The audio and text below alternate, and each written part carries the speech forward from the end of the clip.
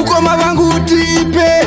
changu ndonzi teri vibes anoimba zviri nice yauya mvura yemangoma chinzwa mutinimira tawanda naterenzi tiri kuvhura spidi kunge Mercedes Benz kuvhura hombe tichifamba nereka nereka asi zvinhu zvedu zvichiendeka pamanje manje mjanzi isu tisu mabhiza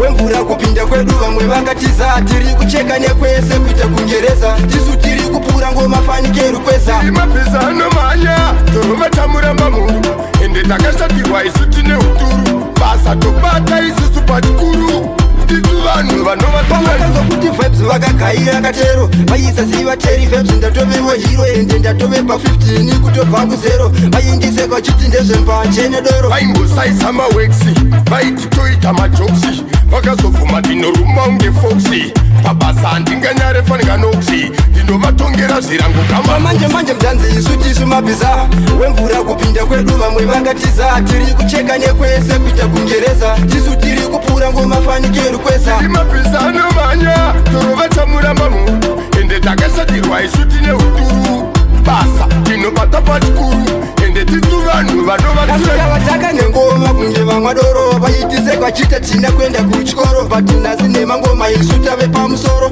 kotisu nzombe dzacho dziri kudhonza ngoro madofu anotambisa mafanzi atsvika patanzi mbiri yatofamba kwese kumuzanzi ndakudawo chibhanzi musazoti hanzi rega nditaure chokwadi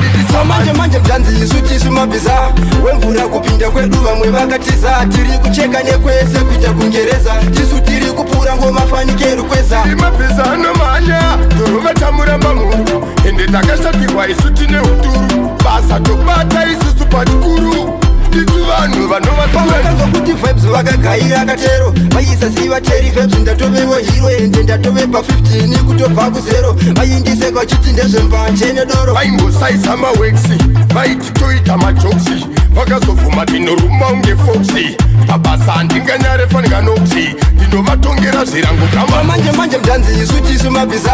wemvura kupinda kwedu vamwe vakatiza tiri kucheka nekwese kuita kungereza tisu tiri kupura ngomafanikero kwesa mabhiza anomhanya torovatamuramba munhu ende takashatirwa isu tine uturu basa tinobata pachikuru